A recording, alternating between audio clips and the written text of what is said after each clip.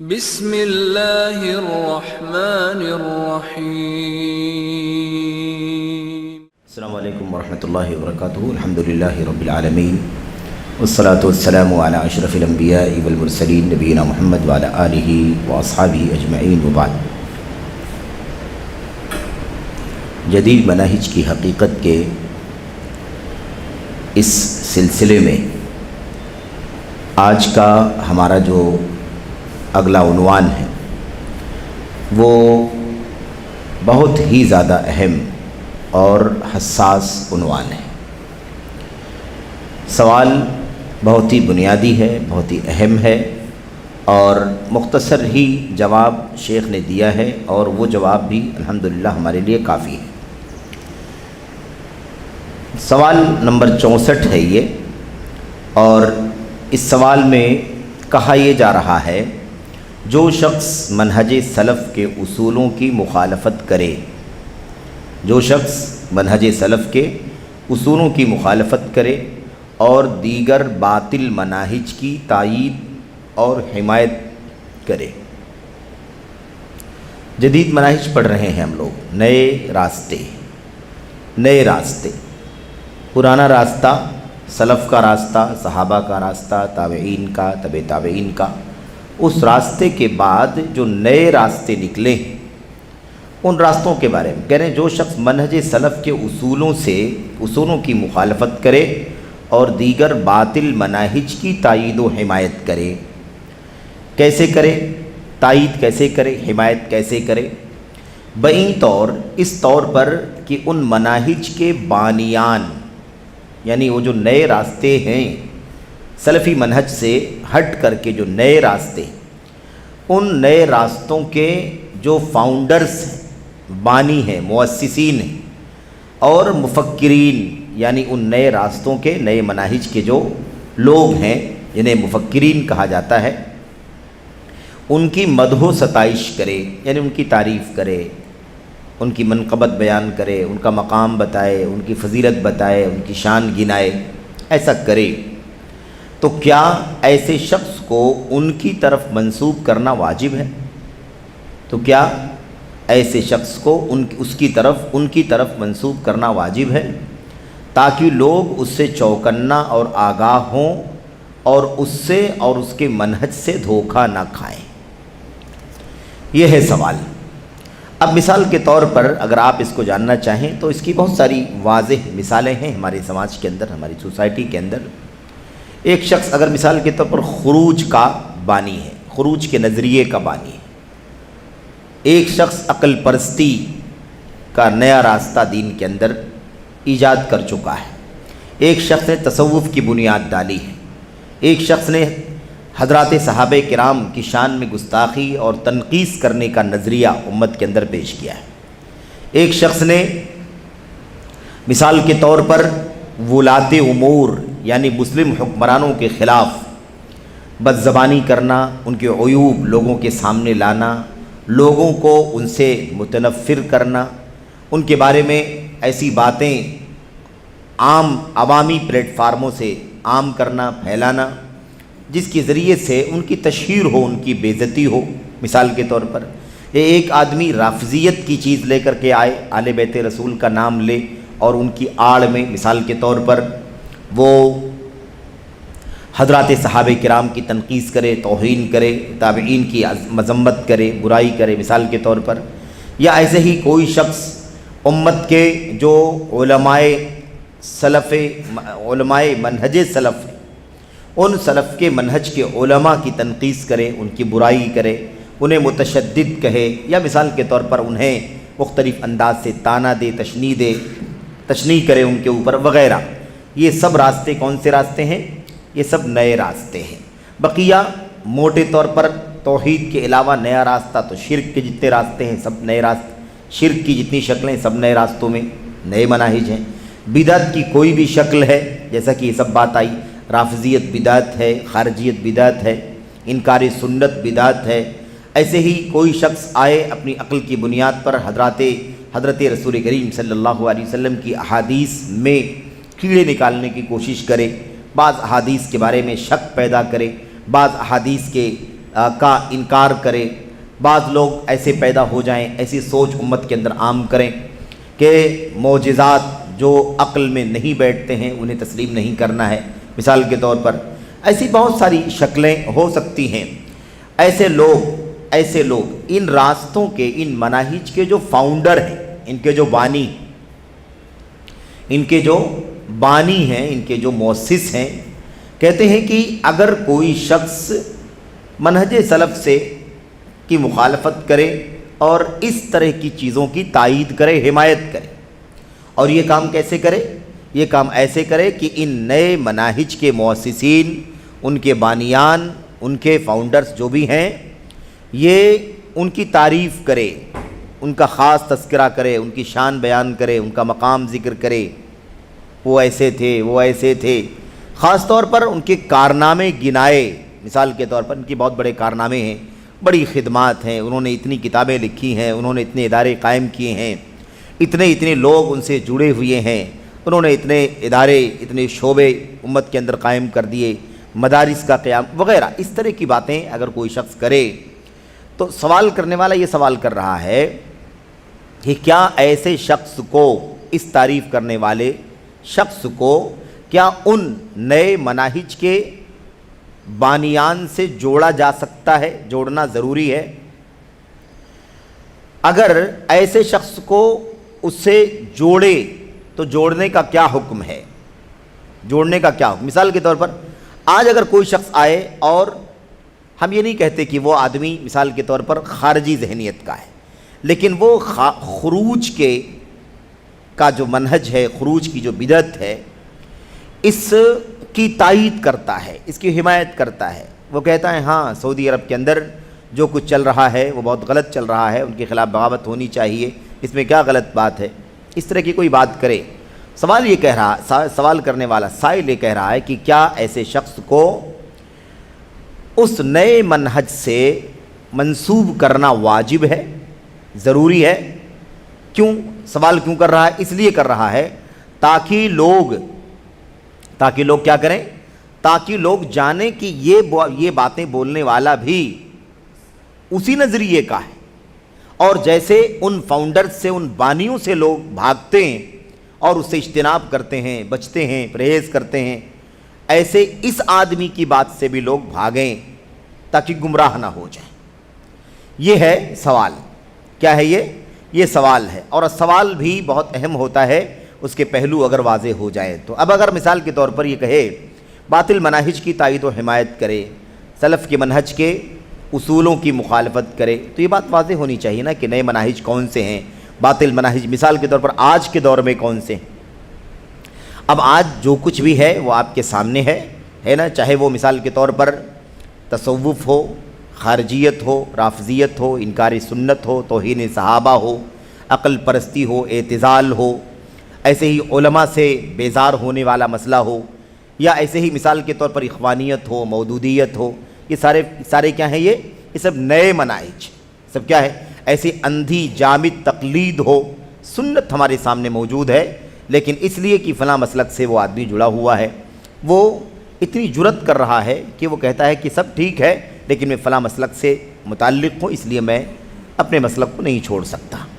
یہ سب کیا ہیں؟ یہ سب نئے راستے ہیں۔ اس میں سے کوئی بھی راستہ صحابہ کا راستہ نہیں ہے، اس میں سے کوئی بھی راستہ حضرات صحابہ کرام کے دور میں ان کے درمیان عمل میں ہرگز نہیں موجود تھا۔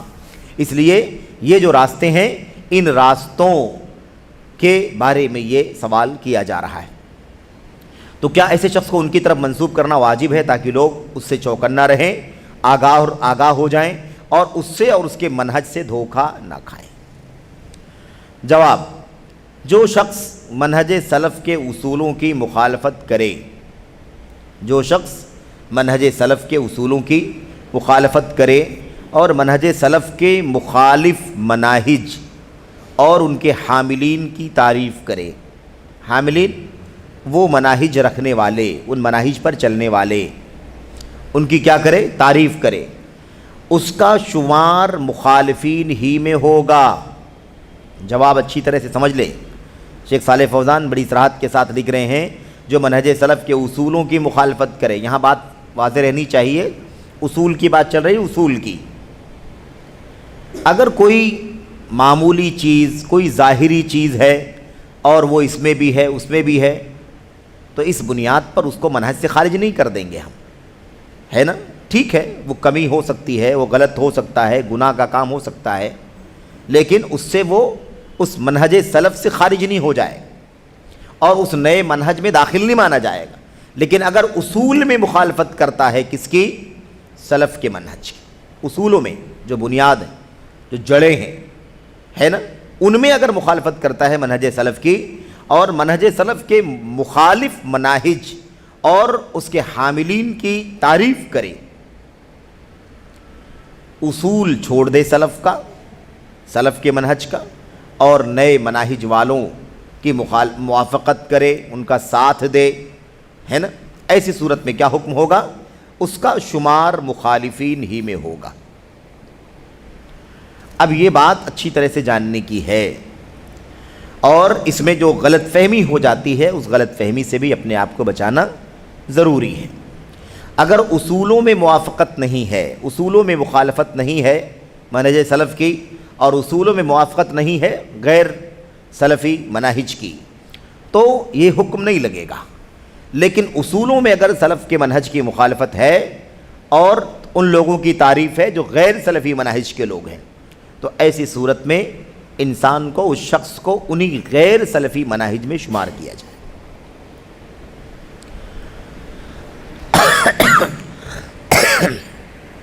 اچھا، اس کے بعد کہتے ہیں اسے منہج سلف کی دعوت دینا اور نصیحت کرنا واجب ہے۔ اب دو باتیں ہو گئیں، ایک تو یہ کہ اسے شمار کیا جائے گا غیر سلفی منہج میں۔ اچھا، اس کے بعد ہماری ذمہ داری کیا ہوگی؟ اس کے بعد ہماری پہلی ذمہ داری یہ ہوگی کہ ہم اس کو سمجھائیں۔ اس کو کیا کریں؟ سمجھائیں، نصیحت کریں، تمہارا اصول سلف کا یہ ہے، تم نے اس اصول کی مخالفت کی ہے، سلف کے ہاں خروج نہیں ہے، مسلمانوں کے امراء، حکمران، خلفاء، بادشاہوں کے خلاف بغاوت کا راستہ یہ سلف کا راستہ نہیں ہے، سنت کا راستہ نہیں ہے۔ وہ کہے گا کہ ایسے ایسے جرائم کر رہے ہیں، گناہ کبیرہ کر رہے ہیں، شراب، بے نمازی، مثال کے طور پر فلمیں، گانے وغیرہ، ٹھیک ہے؟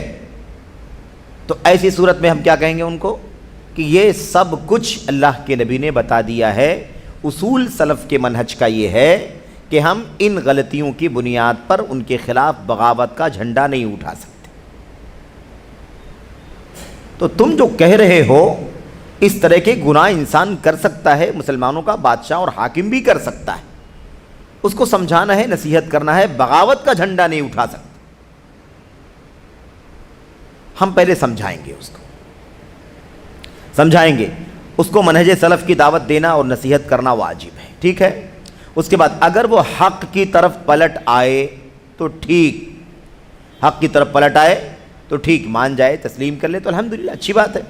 کہتے ہیں ورنہ اس سے قطع تعلق کر لیا جائے گا اور اس کا بائیکاٹ کر دیا جائے۔ کیوں؟ اس لیے کہ اگر اس سے قطع تعلق نہیں کیا جائے گا، قطع تعلق نہیں کیا جائے گا، بائیکاٹ نہیں کیا جائے گا، تو وہ اپنی اس فکر کو دوسرے لوگوں میں بھی پھیلائے گا، اور ہم الگ تھلگ نہیں کر دیں گے، اس سے الگ تھلگ نہیں ہو جائیں گے، تو لوگ ہمارے اس کے ساتھ میں رہنے کی وجہ سے یہ سمجھیں گے کہ دونوں کی فکر میں کوئی فرق نہیں ہے،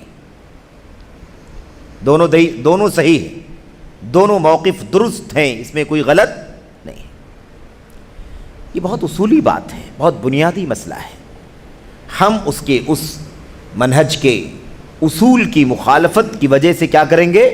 سمجھا کے، نصیحت کر کے اس پر حجت قائم کر دیں گے، علم پہنچا دیں گے، شبہات اس کے ذہن و دماغ میں جو کچھ ہیں اس کا ازالہ کر دیں گے۔ اگر مان جائے تو الحمدللہ، یہ تو ہمارا مقصد ہے، یہ تو ہم چاہتے ہیں۔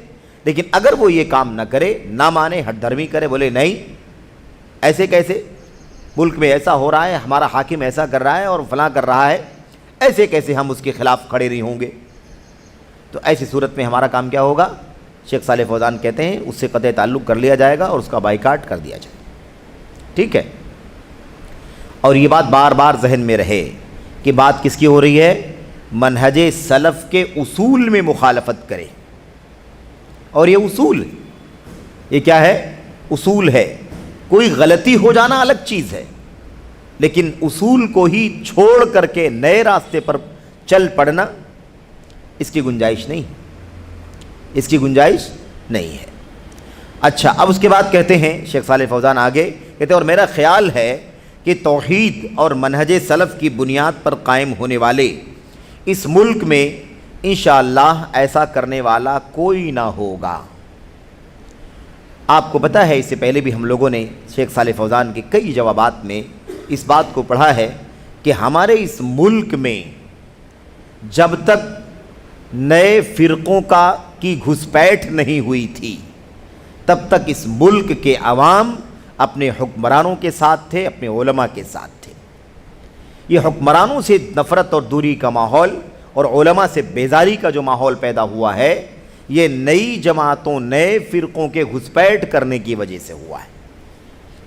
ان کی دعوت، ان کا نظریہ، ان کا میڈیا، ان کی کتابیں، ان کے لوگ جب یہ داخل ہونے لگے تو شروع میں تو مسئلہ ایسا تھا کہ اگر کوئی فرد ہے وہ نہیں آئے گا تو اس کا فتنہ بھی نہیں آئے گا، کوئی کتاب ہے وہ کتاب اگر ملک میں نہیں آئے گی تو فتنہ نہیں آئے گا.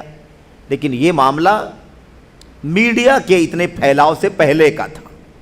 زیادہ سے زیادہ مسئلہ کیا تھا کہ کوئی شخص نیشنل چینل پر، کسی ٹی وی چینل پر بیٹھ کر کے کوئی بات کہہ رہا ہے اور اس کو سننے والے دنیا کے مختلف ملکوں میں سن رہے ہیں، سعودی عرب میں بیٹھ کر کے بھی کوئی سن رہا ہے، تو جو لوگ سن رہے ہیں ان میں سے کچھ لوگ بہک جاتے تھے، انحراف کا شکار ہو جاتے تھے.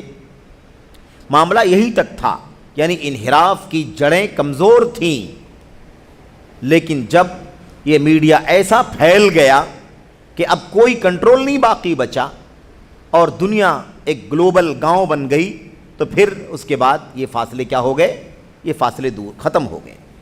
اب اس کے بعد کوئی روک ٹوک ممکن نہیں رہ گیا.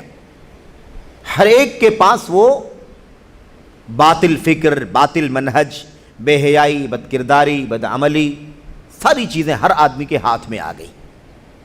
تو ایسی صورت میں اب یہ فاصلے دور ہو گئے، فاصلے ختم ہو گئے. نتیجہ یہ نکلا کہ اب یہ غیر سلفی مناہج بڑی تیزی کے ساتھ دنیا کے گوشے گوشے میں پھیل گئے اور اسی طرح سے سعودی عرب کے اندر بھی پھیل گئے. ورنہ فی نفسی ہی اس ملک کے جو باشندگان ہیں، شیخ صالح فوزان ان کے بارے میں کہتے ہیں میرا خیال ہے کہ توحید اور منہج سلف کی بنیاد پر قائم ہونے والا یہ ملک. اس بات کو یاد رکھو، روئے زمین پر کوئی ملک ایسا نہیں ہے جو پورے طور پر اس اصول پر اترتا ہو، توحید اور منہج سلف کی بنیاد پر قائم ہونے والا ملک ہو.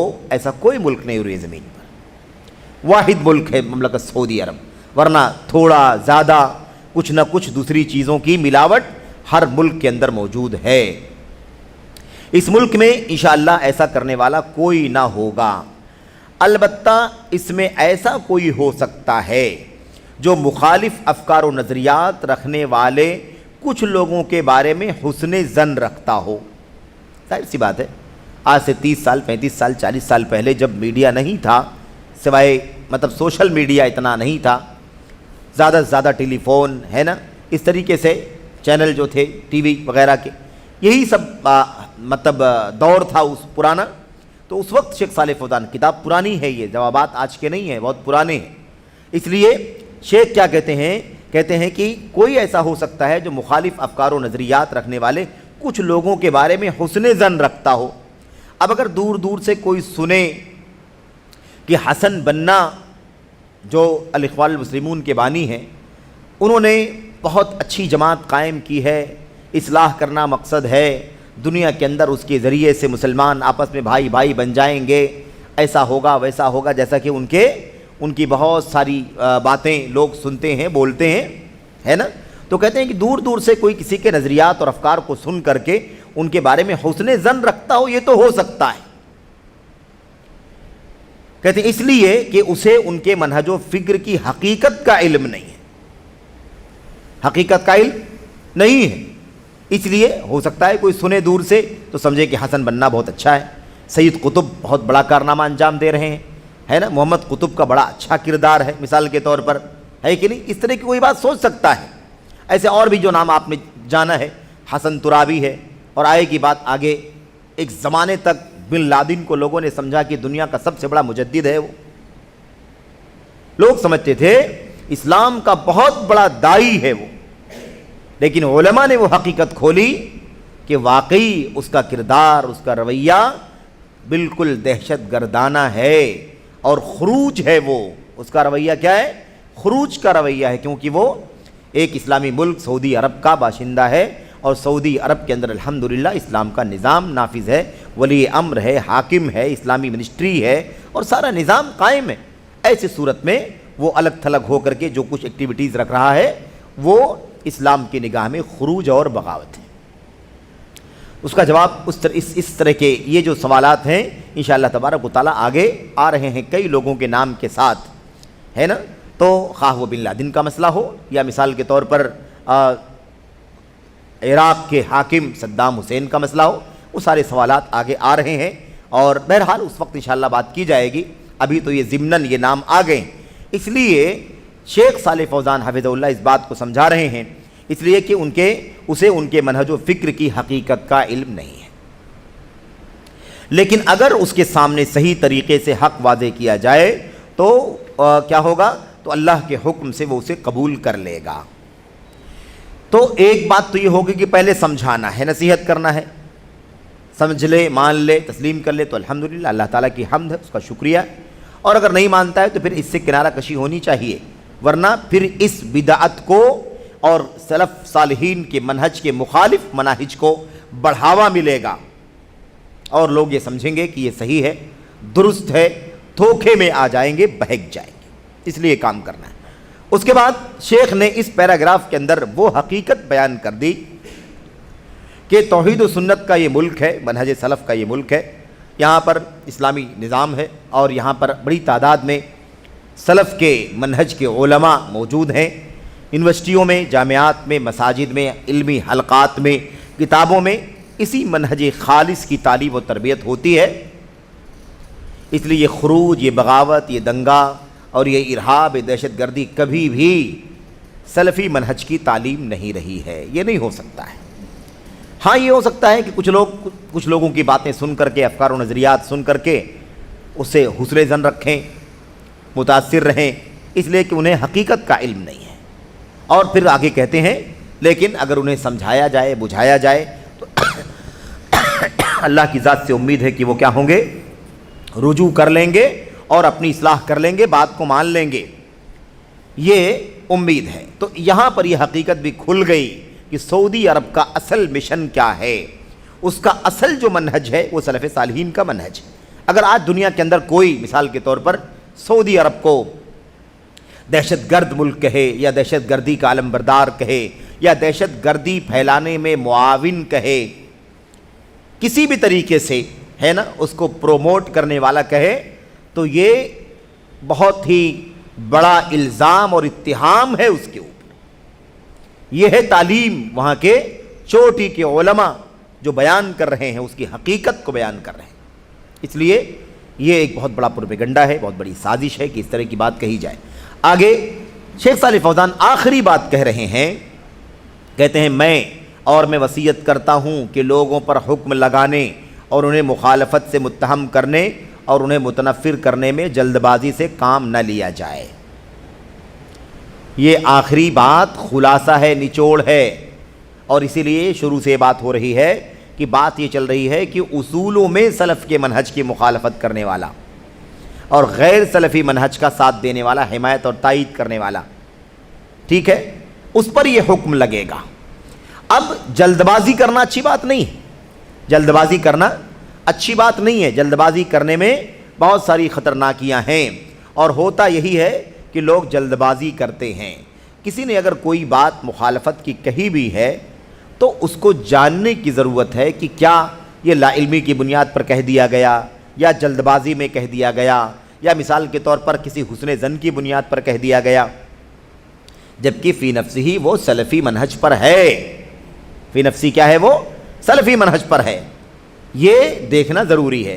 پہلے یہ پتہ چلے کہ نہیں بھائی وہ سلفی منہج سے ہٹ چکا ہے اور اس منہج کو ہی غلط سمجھتا ہے. بغاوت کرنا یہ اسلام کے اندر حرام ہے اسلامی حاکم کے خلاف، جب تک کہ وہ کھلم کھلا کفر نہ کرنے کی نوبت آ جائے. اب اگر اس اصول کی وہ مخالفت کرتا ہے اور یہ اصول ہی نہیں مانتا ہے اور اس کے بعد یہ بات کہتا ہے کہ نہیں بغاوت تو ہونی کرنی پڑے گی مثال کے طور پر، تب آپ اس پر حکم لگائیں گے کہ یہ سلفی منہج کو چھوڑ چکا ہے۔ ورنہ ایک آدمی سلفی منہج پر ہے، وہ بغاوت کو ناجائز سمجھتا ہے، لیکن کسی کے بہکاوے میں آ گیا، کسی کے بہکاوے میں آ گیا، کسی کے جذبات دلانے کے نتیجے میں جذبات میں آ گیا۔ ایسے بہت سارے ہمارے نوجوان ہیں جن کو بہکایا جاتا ہے، ورغلایا جاتا ہے۔ ابھی بالکل ماضی قریب میں بلکہ اقرب میں آپ جانتے ہیں کہ ایک فرنٹ پر بین لگایا گیا اسی ملک وطن عزیز کے اندر، اس کی سرگرمیوں سے ہے نا عدم اتفاق کی بنیاد پر۔ ظاہر سی بات ہے کہ اس میں بہت سارے ایسے نوجوان بھی ہو سکتے ہیں جنہیں لا علمی کی بنیاد پر ان لوگوں نے اپنا حامی بنا لیا، اپنے فیور میں کر لیا، ورغلایا، بہکایا۔ کتنے ایسے لوگ ہیں، اس لیے آپ کو کتنے ایسے نوجوان ملیں گے الحمدللہ سلفی نوجوان، اہل حدیث فکر کے لوگ جو الحمدللہ اس بات کو سمجھتے ہیں کہ یہ مار دھاڑ، قتل و غارت گری اور فتنہ فساد اس کی اسلام میں گنجائش نہیں ہے۔ ان کا یہ منہج ہے، لیکن انہیں بہلا کر، پھسلا کر، ورغلا کر اپنا حامی بنا لیا گیا، اور جو بچ گئے ان بچنے والوں نے اللہ تعالیٰ کی حمد کی، اللہ کا شکر ادا کیا جب علماء نے یہ بات سمجھائی کہ اس منہج میں یہ خلل ہے، اس منہج میں یہ فساد ہے، یہ سلف کا منہج نہیں ہے، صحابہ کا طریقہ نہیں ہے، اسلام اس بات کی اجازت نہیں دیتا، تو انہوں نے توبہ کر لیا اور بچ گئے، نجات پا گئے۔ تو انہوں نے اللہ تبارک و تعالیٰ کی حمد کی، اور جن علماء نے ان کو سمجھایا بجھایا تھا ان کا بھی شکریہ ادا کیا، اور کہا کہ اگر آپ نے نہ سمجھایا ہوتا اور یہ بات ہماری سمجھ میں نہ آ گئی ہوتی تو آج ہم بھی جیل کی سلاخوں کے پیچھے ہوتے۔ اس بات کا ڈر تھا، اس لیے اس بات کو اچھی طرح سے جاننا سمجھنا ضروری ہے کہ سلف صالحین کے منہج کی مخالفت کے سلسلے میں ہمیں جلد بازی نہیں کرنی ہے۔ ہمیں یہ یاد رکھنا ہے کہ اصولوں کی مخالفت کی بنیاد پر ہی اس طرح کی کوئی بات کہی جا سکتی ہے، ورنہ کوئی بہک جائے، کوئی بھٹک جائے تو وہ اس بنیاد پر سلفی منہج سے خارج نہیں ہو جاتا ہے، بلکہ اس کی اصلاح کرنا ضروری ہے۔ اچھا، یہ شیخ صالح بن فوزان بن عبداللہ الفوزان حفظہ اللہ کا یہ جواب تھا۔ اس کے اوپر آپ دیکھیے کہ حاشیہ لگا ہوا ہے، یہ حاشیہ بڑا اہم ہے، بڑا قیمتی۔ اس کی وجہ یہ ہے کہ اس میں دو امت کے چوٹی کے علماء اور ائمہ کے اقتباسات نوٹ کیے گئے ہیں، اور ہمارا یہ طریقہ ہے کوئی یہ نہ کہے یہ بات کس نے کہہ دی، یہ بات شیخ صالح فوزان نے کہی ہے۔ شیخ صالح فوزان آج کے علماء میں سے ہیں، آپ کے پاس سلف کے حوالے کہاں موجود ہیں؟ جو منہج سلف کے کبار علماء گزرے ہیں ماضی میں، ان کے حوالے کہاں ہیں؟ جو اس حوالے سے پختہ لوگ ہیں ان کے حوالے کہاں ہیں؟ تو یہ بات اچھی طرح سے جان لینی چاہیے کہ اس حوالے سے ایسے تو بہت ساری باتیں اس سے پہلے آ چکی ہیں، بہت سارے صحابہ کے، اللہ کے نبی کی حدیثیں، صحابہ کرام کے اقوال، آثار، تابعین وغیرہ کے اقوال بھی اس سے پہلے اس حوالے سے بیان کیے جا چکے ہیں، لیکن یہاں پر شیخ الاسلام ابن تیمیہ رحمۃ اللہ علیہ کا ایک اقتباس نوٹ کیا جا رہا ہے مجموعہ فتاوی ابن تیمیہ سے، اور اس وقت ماضی قریب میں بالکل سلفیت کے ایک چوٹی کے علمبردار شیخ بکر بن عبداللہ ابو زید رحمۃ اللہ علیہ کا بھی ایک اقتباس یہاں پر نوٹ کیا جا رہا ہے۔ کہتے ہیں، دیکھیے نیچے شیخ الاسلام ابن تیمیہ رحمہ اللہ فرماتے ہیں، جو ان کے بارے میں اچھا گمان رکھے، جو ان کے بارے میں اچھا گمان رکھے اور یہ دعویٰ کرے کہ وہ ان کی حالت نہیں جانتا، یہ اس نقطے پر بات ہو رہی ہے۔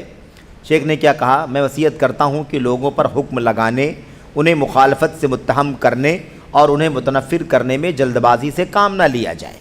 بالکل اصولی بات ہے، اس کے تحت شیخ الاسلام ابن تیمیہ رحمۃ اللہ علیہ کی یہ بات اچھی طرح سے سمجھنے کی ضرورت ہے۔ کہتے ہیں جو ان کے بارے میں اچھا گمان رکھے اور یہ دعویٰ کرے کہ وہ ان کی حالت نہیں جانتا۔ اب جواب کے آغاز میں آ جائیں۔ جواب کے آغاز میں کیا تھا؟ جواب کے آغاز میں یہ تھا کہ جواب کے اندر درمیان میں، آغاز میں نہیں بلکہ درمیان میں کیا تھا؟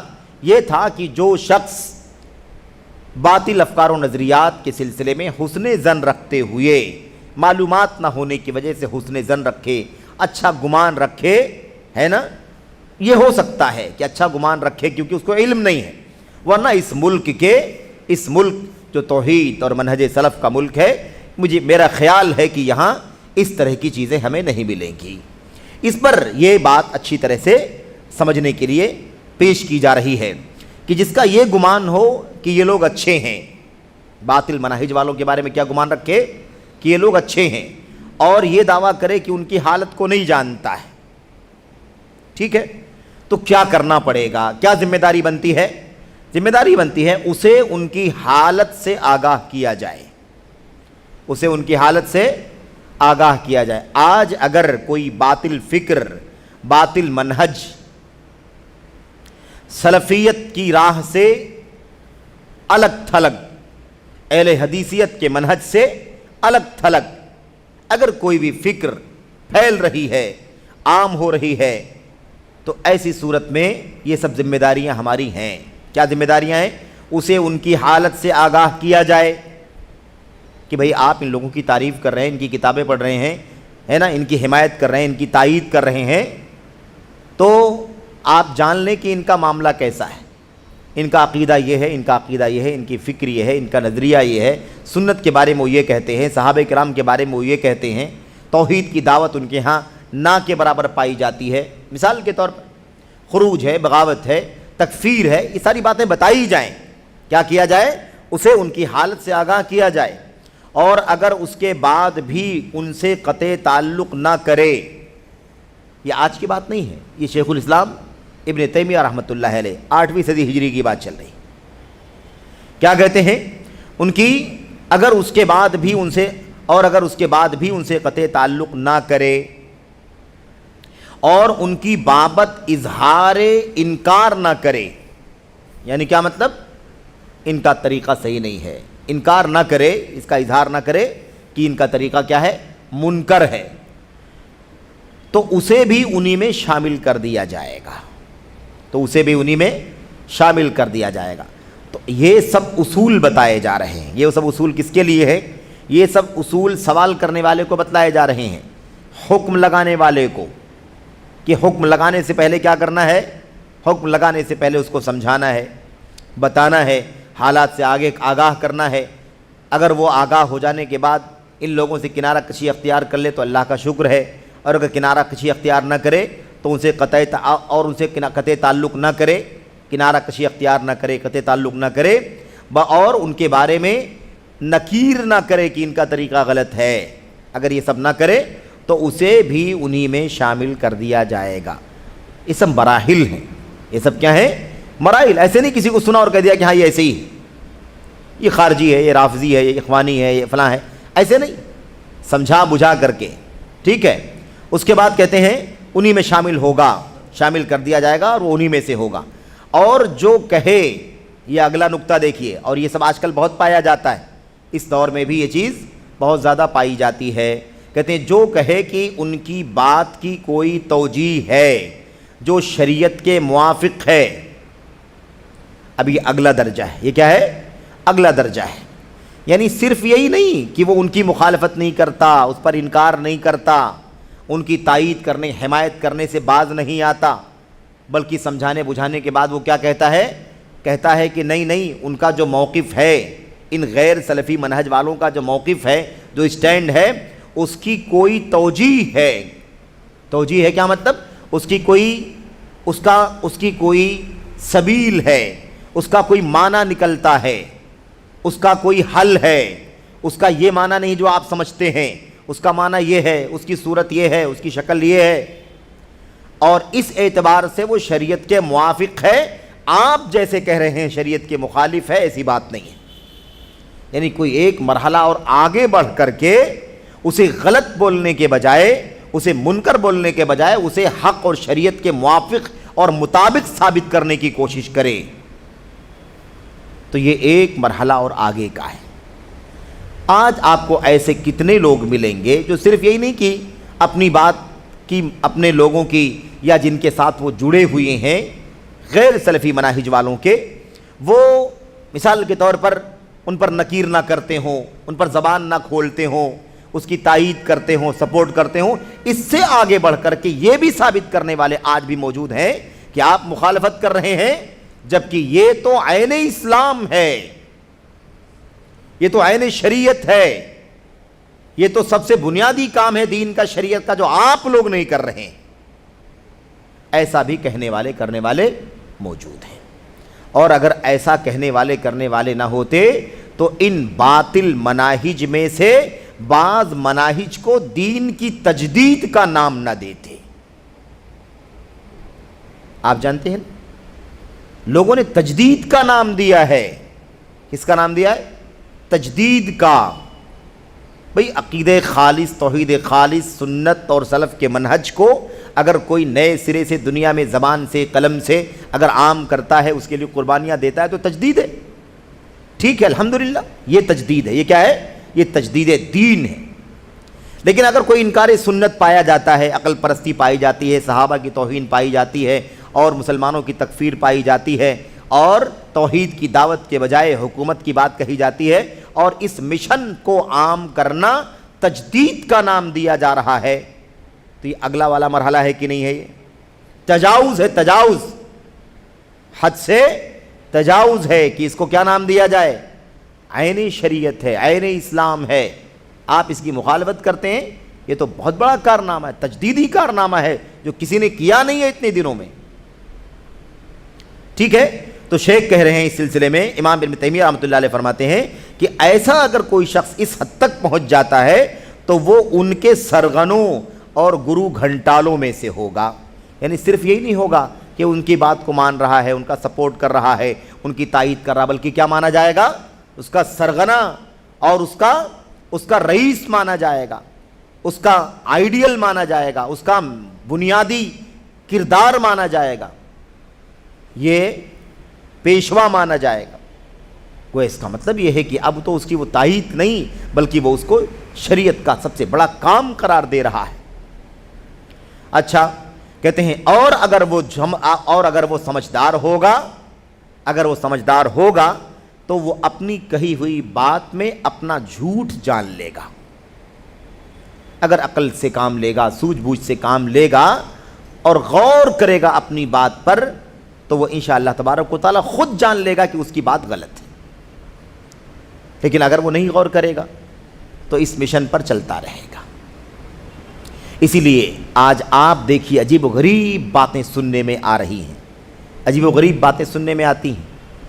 امت کے اوائل صحابہ کرام کے اندر تقلید کا نام و نشان نہیں تھا، اندھی تقلید، سنت کو چھوڑ کر کے امت کی کسی امتی کی بات کو لینا، کیا اس کی گنجائش تھی؟ کوئی گنجائش نہیں۔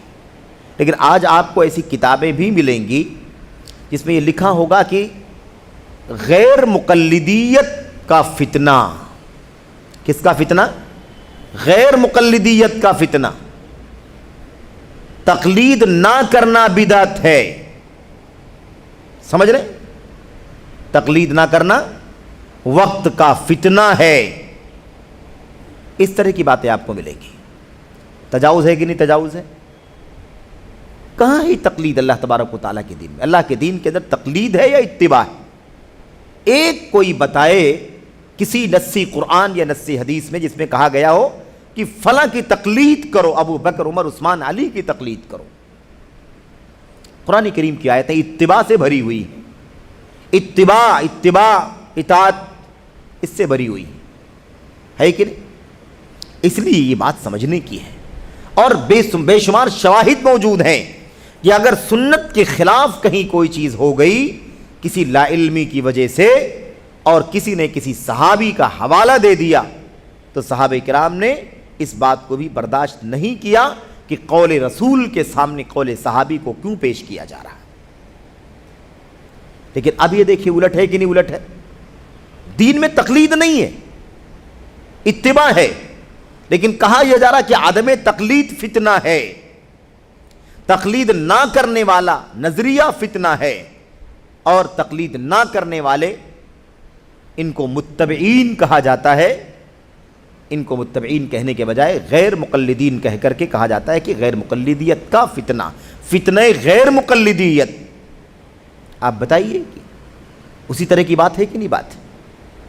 ایسے ہی آپ دیکھیے جماعت اسلامی مولانا مودودی صاحب کی جو فکر ہے، اس کے اندر اسلام کا نام لے کر کے دین قائم کرنے کے نام پر آپ دیکھیے کہ ایک ان کے مشن کا بنیادی حصہ ہے کہ توحید کی دعوت نہیں ہے ان کے یہاں،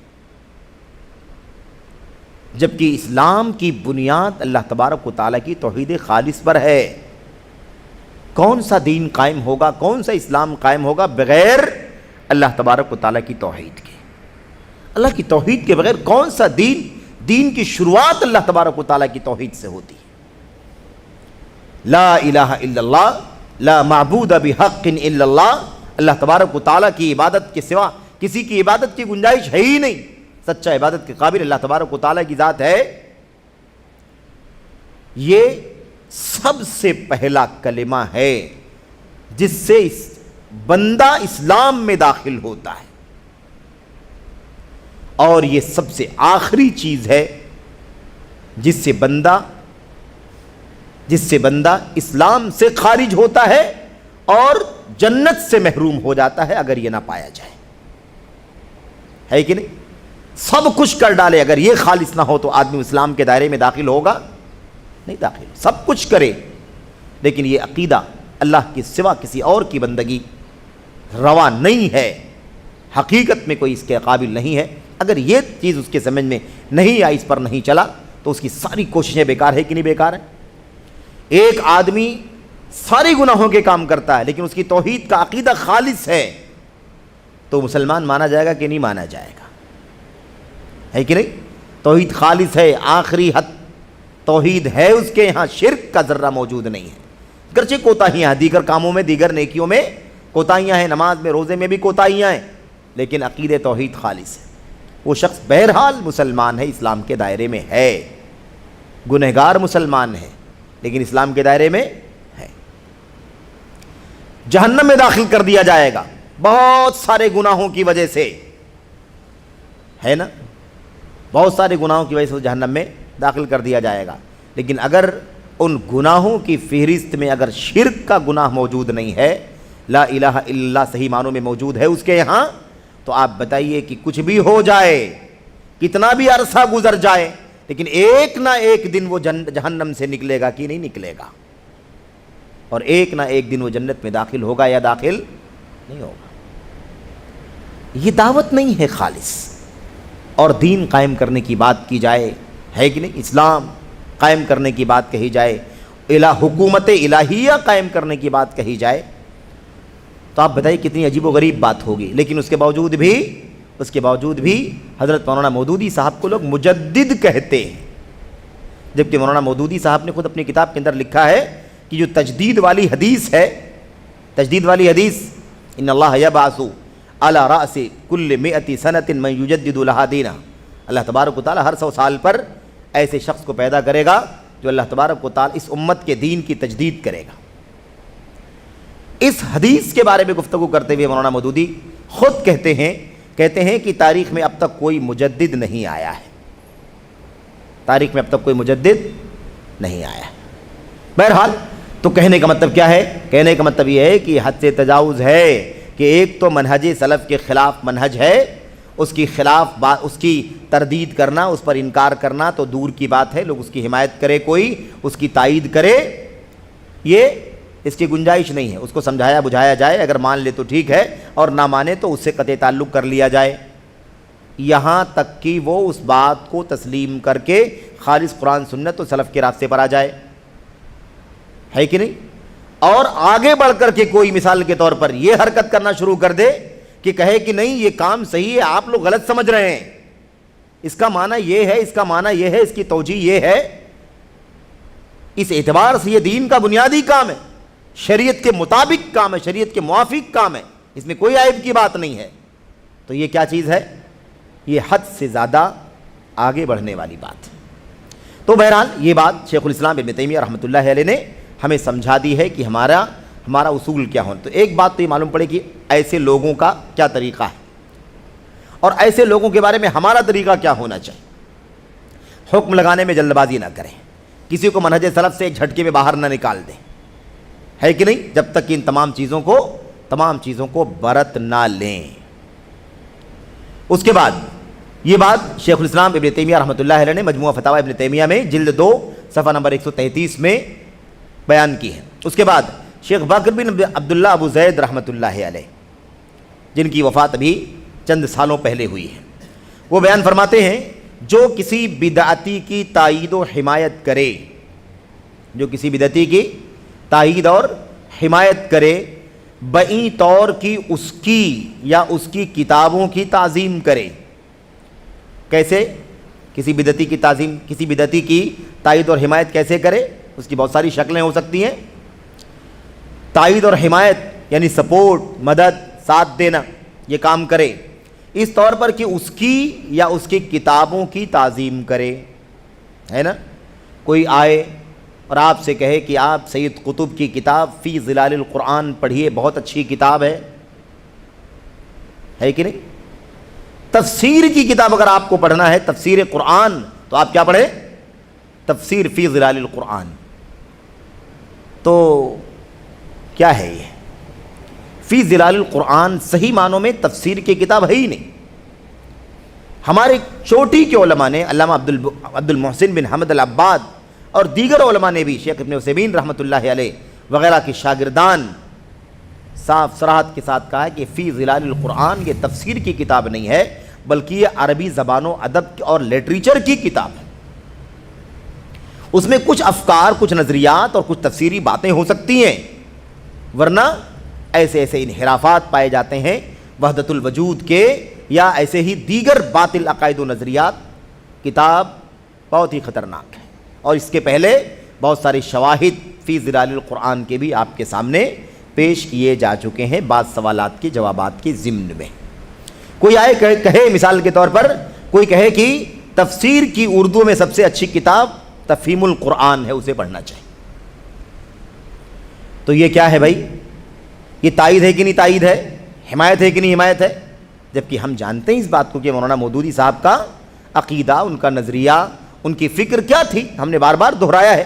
ان کا انکار حدیث ہے، ان کے یہاں توہین صحابہ ہے، ان کے یہاں تکفیر ہے، ان کے یہاں حکومت قائم کرنے کے نام پر دنیا کی ساری ایکٹیویٹیز ہیں، ساری بھیڑ بھاڑ اکٹھا کرنے کا مسئلہ ہے، سارے فرقوں کو، ساری دھڑوں کو، سارے گروہوں کو اکٹھا کر لینے کا نظریہ ہے، اور توحید خالص کی دعوت ہے ہی نہیں۔ توحید پر اگر کوئی حکومت نظام نہیں قائم ہوگا تو پھر کون سی بنیاد پر دین کے نام پر کون سا نظام قائم ہوگا؟ اس لیے اس بات کو اچھی طرح سے جان لینے کی ضرورت ہے کہ اگر کوئی کسی کتاب کی تعریف کرے، کتاب کو پروموٹ کرے، تو بھی کیا ہوگی؟ بدعت کی تائید ہوگی، بدعت کی تائید ہوگی۔ اب لوگ آتے ہیں کہتے ہیں بھائی اس کتاب کے اندر تو بہت اچھی زبان استعمال کی گئی ہے، اس کی اردو بہت اچھی ہے، اس کا لٹریچر بہت اچھا ہے، اس کا ادب یعنی عربی اردو ادب یعنی اردو زبان جو ہے نا بہت اچھی ہے اردو زبان۔ میرے بھائیو، اردو زبان ہی اگر درست کرنا ہے تو بہت ساری کتابیں، اگر اردو لٹریچر صحیح کرنا ہے تو اس کے لیے دوسرے کتابیں ہیں، دوسری کتابیں ہیں، دوسرے سورسز ہیں، وہاں اردو صحیح کر لو۔ یہاں اردو صحیح کرنے کے لیے اگر کوئی تفہیم القرآن پڑھے گا تو اردو صحیح ہوگی نہیں ہوگی بات کی بات ہے، لیکن عقیدہ اسماء و صفات کا جو باطل اس کے اندر موجود ہے، اس عقیدے کی بنیاد پر پڑھنے والے کا عقیدہ بگڑ جائے گا، خراب ہو جائے گا، ہے کہ نہیں؟ حدیثوں کا انکار موجود ہے، حدیثوں کے سلسلے میں تبصرے موجود ہیں، اس لیے ہمیں چاہیے کہ ہم کیا کریں؟ ہم اس بات کو اچھی طرح سمجھ لیں کہ اس لیے جن کا خالص جو منہج سلف کی کتابیں نہیں ہیں، ان کتابوں کی تائید کرنا، حمایت کرنا، اس کو پروموٹ کرنا، اس کو پھیلانا، یہ سب کیا ہے؟ یہ سب بدعت کی تائید اور حمایت، اور انہیں مسلمانوں میں پھیلائے، کیا کرے؟ مسلمانوں میں پھیلائے، یہ بھی کیا ہے؟ یہ بھی بدعت کی تائید اور حمایت ہے۔ ایسے ہی اس کا اور اس کی کتابوں کا پروپیگنڈا کرے، ہے نا؟ یہ پروپیگنڈا ہی تو ہے۔ کہتے ہیں اردو میں سب سے اچھی تفسیر کی کتاب فلاں ہے، عربی میں سب سے اچھی تفسیر کی کتاب فلاں ہے کہ نہیں؟ فلاں موضوع پر سب سے اچھی کتاب فلاں کی ہے، فلاں موضوع پر سب سے اچھی کتاب فلاں مصنف کی ہے۔ اس طرح کی باتیں لوگ کرتے ہیں، اس طرح کی باتیں لوگ کرتے ہیں۔ یہ سب کیا ہے؟ یہ سب بدعت کی کتابوں کو کا پروپیگنڈا کرنا ہے، اس کو پھیلانا ہے۔ ان میں موجود بدعات اور گمراہی کو عام کرے، جو بدعتیں، جو انحرافات ان کتابوں کے اندر موجود، اس کو کیا کرے؟ وہ اس کو عام کرے، پھیلائے، اور اس کے یہاں جو کچھ انحراف اور عقیدہ سلف کے خلاف ورزی موجود ہے اس کے یہاں جو کچھ انحراف اور عقیدہ سلف کی خلاف ورزی موجود ہے.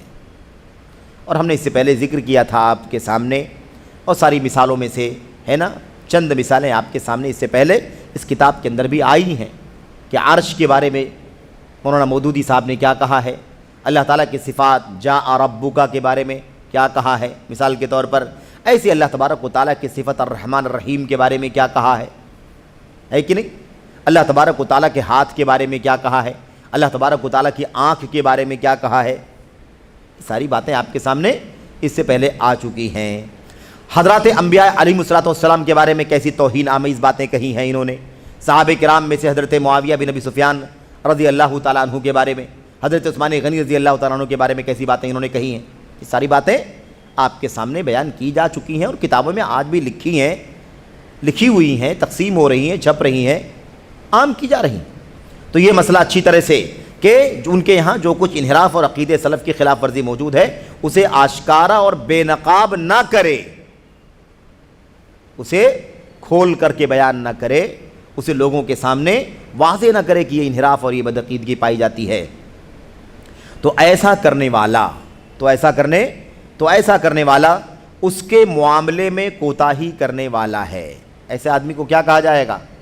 بالکل کوتاہی کر رہا ہے، اپنی ذمہ داری نہیں ادا کر رہا ہے، اور جس کے شر و فساد کی بے کنی واجب ہے. یہ جو شر و فساد پھیل رہا ہے، حمایت کرنے، تائید کرنے، پروموٹ کرنے، پروپیگنڈا کرنے، اس کے اندر کی باطل چیزوں کو پھیلانے یا اس کے خلاف ہے نا انکار نہ کرنے کی وجہ سے جو مسائل کھڑے ہو رہے ہیں، اس کی بے کنی یعنی اس کو جڑ سے ختم کرنا ضروری ہے. بے کنی کا مطلب کیا ہوتا ہے؟ جڑ سے اکھاڑنا واجب ہے تاکہ مسلمانوں تک تجاوز نہ کر جائے. یعنی کیا مطلب؟ یہ بدعتیں مسلمانوں کے درمیان عام نہ ہو جائیں، مسلمانوں تک نہ پہنچ جائیں. پہنچنے سے بچانے کے لیے کیا کرنا ہے؟ اس کی جڑوں کو واضح کرنا ہے کہ اس کے اندر کیا نکارت پائی جاتی ہے، کیا فساد اور خلل پایا جاتا ہے. یہ شیخ بکر بن عبداللہ ابو زید رحمۃ اللہ علیہ کی عبارت ہے. ان کی کتاب ہے حجر المبتدع، بدعتی کا بائیکاٹ. کتاب کا نام کیا ہے؟ بدعتی کا بائیکاٹ. اس کتاب کے اندر انہوں نے یہ بات لکھی ہے جو آپ کے سامنے پیش کی گئی. تو بہرحال یہ دو اقتباسات شیخ الاسلام ابن تیمیہ رحمۃ اللہ علیہ اور ایسے ہی شیخ بکر بن عبداللہ ابو زید رحمۃ اللہ علیہ، ان چوٹی کے دو علماء ائمہ کی بات آپ کے سامنے پیش کی گئی، اور اس سے یہ بات واضح ہو جاتی ہے. سوال میں جو بات پوچھی گئی تھی اس کا جواب بھی واضح ہے، اور اس کے شواہد کے طور پر یہ باتیں بھی آپ کے سامنے پیش کی گئیں. اس سے واضح ہو جاتا ہے کہ اگر باطل مناہج کا کوئی سپورٹ کرے، ساتھ دے، پروموٹ کرے، تو ایسی صورت میں اس کے ساتھ ہمارا رویہ کیا ہونا چاہیے اور اس پر کیا حکم لگے گا، اس پر کب کیا حکم لگے گا. یہ ساری باتیں ہمارے سامنے آ گئی. میں سمجھتا ہوں کہ وقت اور حالات ایسے ہیں کہ ہم اس طرح کے حالات سے واقعی کہیں نہ کہیں گزر رہے ہیں. اس طرح کے مسائل ہمارے بیچ میں موجود ہیں. اب اگر مثال کے طور پر کسی کتاب کے بارے میں جس پر برسوں سے امت کے علماء سلف نے اعتراض کیا ہے، نقد کیا ہے، کوئی مثال کے طور پر فرقہ ہے، کوئی مثال کے طور پر اسٹینڈ ہے، کوئی شعبہ ہے، کوئی ادارہ ہے، کوئی مدرسہ ہے مثال کے طور پر، جس کے منہج کے فساد کے سلسلے میں سلف کے علماء نے برابر بتایا ہے اور ان کی جڑوں میں کہیں بھی خالص سلفیت نہیں ہے، بلکہ سلفیت کے خلاف بہت ساری چیزوں کی ترویج ہے، نشر و اشاعت ہے، اس پر نقد نہیں ہے، اس پر نکیر نہیں ہے، بلکہ اس کو بولا جا رہا ہے، اس کو چھاپا جا رہا ہے، اس کو بانٹا جا رہا ہے، اور حق اور باطل کو گڈمٹ کر کے امت کے سامنے پیش کیا جا رہا ہے. کوئی تفریق نہیں ہے حق کی، باطل کی، سلفیت کی، غیر سلفیت کی کوئی تفریق نہیں ہے، خلط ملط کر کے لوگوں کے سامنے پیش کیا جا رہا ہے. تو اس کے خلاف لکھنا، بولنا، اگر یہ کام ہو چکا ہے، سمجھایا جا چکا ہے، بتایا جا چکا ہے اور لوگ ماننے کو تیار نہیں ہیں، تو ایسی صورت میں اس کو بے نقاب کرنا بھی اسی نقطے کا بنیادی حصہ ہے. اس میں کوئی عیب کی بات نہیں، اس میں کوئی ملامت کی بات نہیں ہے. دراصل یہ خیرخواہی ہے امت کے حق میں، امت کے نوجوانوں کے حق میں، امت کے بچوں کے حق میں، خواص اور عوام کے حق میں، کہ یہ منہج کا فساد لوگوں کے سامنے رکھا جائے تاکہ لوگ آگاہ ہو جائیں کم از کم کہ یہ منہج درست نہیں ہے، ورنہ سب کو اگر خلط ملط کر کے بیان کیا جائے تو ایسی صورت میں جیسے لوگ اہل حق سے جڑیں گے ایسے ہی ساتھ اہل باطل سے بھی جڑیں گے، منحرفین سے بھی جڑیں گے، یا منحرفین کے بارے میں ان کی جو غیرت ہے وہ غیرت کمزور ہو جائے گی، اس سلسلے میں وہ نرم گوشہ رکھنا شروع کر دیں گے، ان کی باتوں کو پڑھنا، ان کی باتوں کو سمجھنا اور ان کی فکر کو اپنے دل و دماغ میں اتارنا اور اس کے بعد لوگوں کے سامنے پھیلانا اور عام کرنا بھی ان کے لیے میرے بھائیوں آسان بن جائے گا۔ اس لیے ضروری ہے کہ ہم کیا کریں، اسی منہج سلف پر چل کر کے یہ کام کریں جو شیخ الاسلام ابن تیمیہ رحمۃ اللہ علیہ نے بڑی وضاحت سے بیان کیا، اور اسی طریقے سے شیخ صالح فوزان اور ان سے پہلے مثال کے طور پر شیخ بکر بن عبداللہ ابو زید اور اسلاف، بالکل اسلاف قدامہ جو بالکل سلف کا اول حصہ ہے، اس کے بہت سارے شواہد آپ کے سامنے اس سے پہلے آئے بھی ہیں اور آئیں گے بھی آگے، کہ کس طریقے سے اس طرح کے منحرف لوگوں کے خلاف ہمارے اسلاف نے زبان کا استعمال کیا، قلم کا استعمال کیا، باطل افکار و نظریات، باطل مناہج والوں کے خلاف ان کے باطل مناہج کو دنیا کے سامنے کھولنے کے لیے مستقل کتابیں لکھیں، ایک دو نہیں بلکہ سینکڑوں کتابیں آپ کو مل جائیں گے جس میں باطل افکار و نظریات، سلف کے منہج کے مخالف افکار اور مناہج کے خلاف کتابیں آپ کو چھپی ہوئی ملیں گی۔ آج بھی اسلامی مکتبات، اسلامی لائبریریاں اس طرح کے ردود سے، نقود سے، انتقادات سے کیا ہے، انتقادات سے بھری ہوئی آپ کو ملیں گی۔ اور یہ جو آپ پڑھ رہے ہیں، بیٹھے ہوئے ہیں، اور ہم سب بیٹھ کر کے ایک منہج سے متعلق اہم کتاب جس میں ہم نوجوانوں کے لیے، عزیزوں کے لیے رہنمائی ہے، ہم اس کو اسی لیے پڑھ رہے ہیں تاکہ ہم اور آپ باطل مناہج سے آگاہ ہو جائیں اور سلف کے منہج سے اچھی طرح سے واقف ہو جائیں اور اپنے آپ کو سلف کے منہج پر باقی رکھ سکیں، غیر سلفی مناہج جتنے بھی ہیں ان کے شر سے اپنے آپ کو بچا سکیں۔ اسی مقصد کی خاطر یہ کام چل رہا ہے۔ دعا ہے کہ اللہ تبارک و تعالی ہمیں اور آپ کو اس کی توفیق عطا فرمائے اور نوجوانوں کو اپنے صحیح منہج پر استقامت کی اور باطل اور غیر سلفی مناہج جو انحرافات کے مناہج ہیں اس سے اپنے آپ کو بچانے کی توفیق عطا فرمائے۔ آمین یا رب العالمین۔ وصلی اللہ وسلم وبارک علی نبینا محمد وعلی آلہ وصحبہ اجمعین۔ السلام علیکم ورحمۃ اللہ وبرکاتہ۔